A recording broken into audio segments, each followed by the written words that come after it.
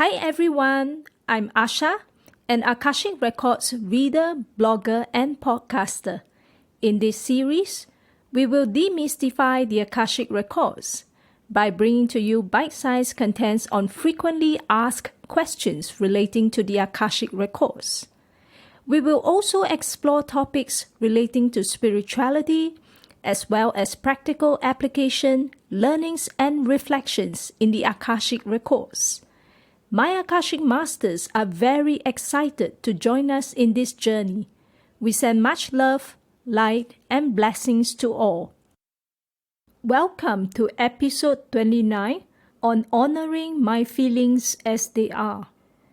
For the longest time, I never honored my feelings. To me, feelings were a form of weakness that I should conceal, rather than to announce to the entire world. I never bothered validating, let alone honoring, my feelings. When negative feelings arise, I used to distract myself, bury them deeper, or pretend that they do not exist. If I were to trace where all this originated from in this lifetime, I think it started from the day I discovered I was a very introverted child. Since young, I didn't know how to express myself properly to others around me.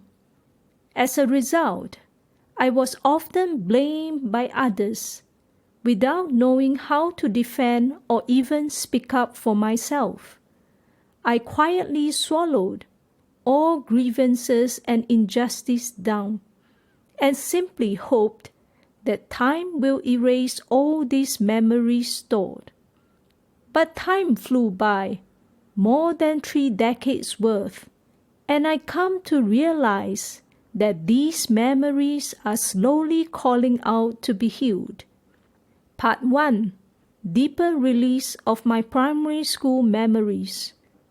If you have been following my blog posts for a while, you will recall that my primary school memories were heartbreaking for me. Back then, I wasn't even ready to identify my feelings associated with this chapter of my life. I went through those years of my life with a very closed heart. Sometimes, my heart was in so much pain that I uncontrollably reviewed my feelings as they were, the exception rather than the norm. On one occasion, my Chinese teacher held on to my wrist tightly after school and demanded to meet my dad. There, they discussed openly about how problematic I was, listed all my wrongdoings, and how much I really needed to buck up. After a few minutes, I couldn't bear to listen to their conversation with a stoned face any longer. I couldn't help but sob uncontrollably as I tuned into them, completely disgusted with how I was.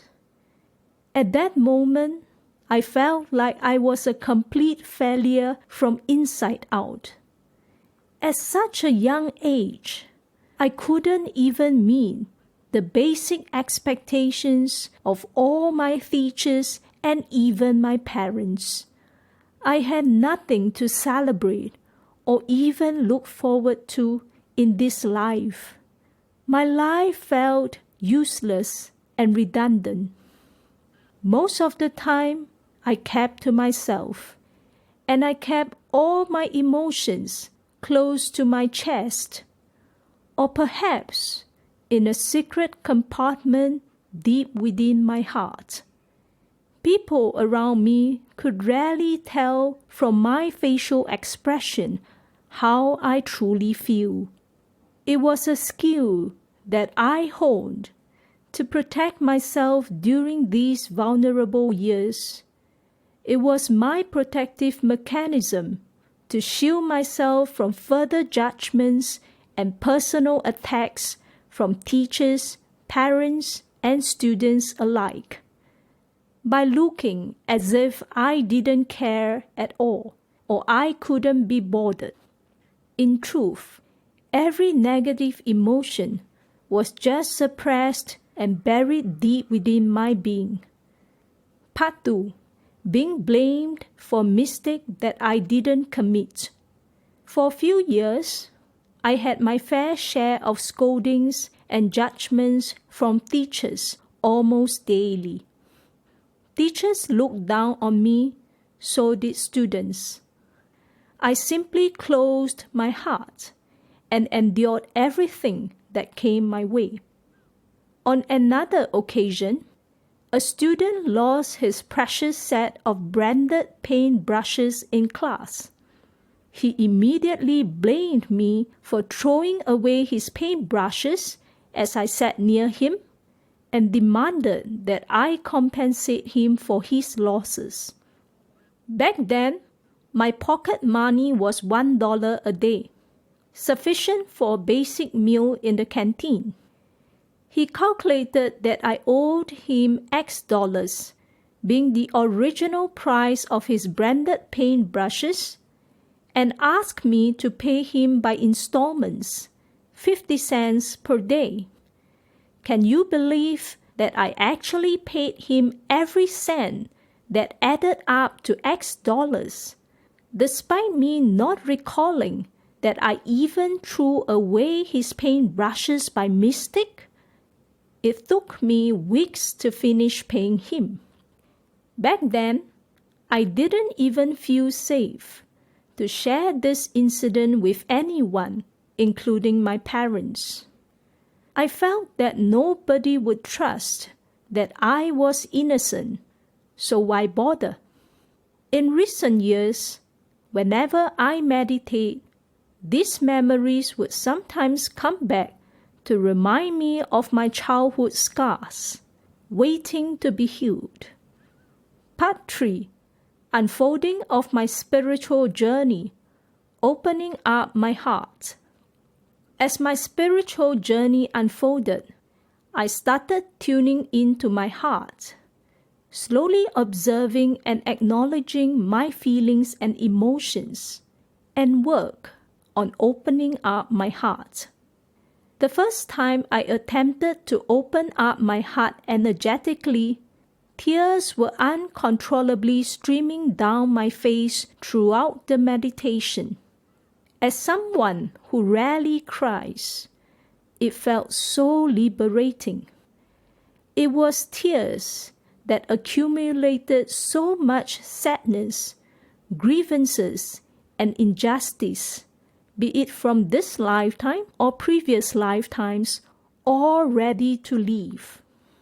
It was also a precious bonding session with my delicate and vulnerable heart, thanking her for protecting me from harm all these years. We are finally ready to unlock the heart and move into a new chapter of our lives together. Part 4. Opportunity to practice honoring my feelings and speaking up for myself. As I work on acknowledging, accepting, and honoring my feelings, I found myself with a new challenge. It is a new issue, yet somewhat familiar to my subconscious mind. As I shared in an earlier blog post, recently I had an unpleasant experience learning 笛子 or Chinese flute from a teacher of a music school.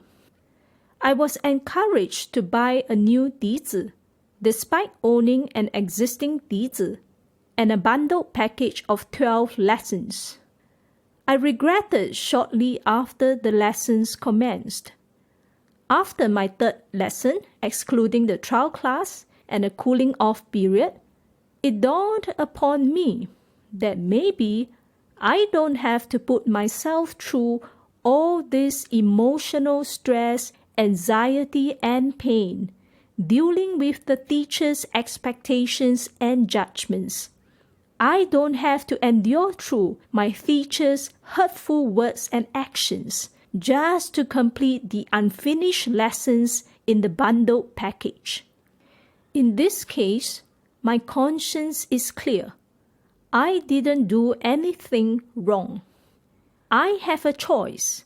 I can create options for myself. I am not stuck. I decided to write into the school to request for a refund. The school was adamant that no refund of unutilized package is allowed due to their company policy, which was explained to me during the sign-up. They insisted that I sell or transfer my package to someone else. In the past, I would have given up and retreated, even if it is not my fault. This time round, unfortunately for them, my primary school memories related to the boy and his branded paintbrushes came up to remind me that it has not been fully healed and released. Just like the past, I could choose to close my heart, endure everything that came my way, and quietly disengage. This time round, I have had enough. My heart is no longer closed. I am ready to take on the fight and speak my truth for myself, no matter how difficult it is. At that moment, I felt so courageous. My trusted friend and former work colleague was already on WhatsApp to provide me with the necessary ammunition. Whether the arguments made legal sense or not, I couldn't be bothered. I just needed to air my side of the story as it is. After putting forth my case, the school replied that they will investigate further and reply me soon. It is my first time since the primary school incident that I bothered to put up a fight for myself instead of silently assuming that it is my fault and paying the price for it. I'm so proud of myself. I finally allowed my heart to take the lead. Whatever the outcome may be, I pray that it will unfold to the highest good of everyone involved. Part 5. Masters, would you have anything to share with us? Dear children, do not be afraid of speaking up for yourself or airing your side of the story. You are courageous within, and you will be supported by us throughout your soul's journey to learn and discover more about yourself. Do not be afraid of committing mistakes and taking in these precious lessons in your stride. There is no perfect journey or the flawless unfolding of events. Mistakes are abound everywhere, which present us with the precious opportunity to revisit our perspectives, rewire, heal and release the past, or even learn something new about ourselves or others. Mistakes should be cherished as much as victories do. They are all part and parcel of our learning in this lifetime. We hope you enjoyed this sharing. Sending much love, light, and blessings to all. Asha and Akashic Masters. Thank you for tuning in to this podcast. If you would like to read about my dialogues and reflections with the Akashic Masters, you can visit my free blog at asha-akashicrecords.com. Till next time, take care.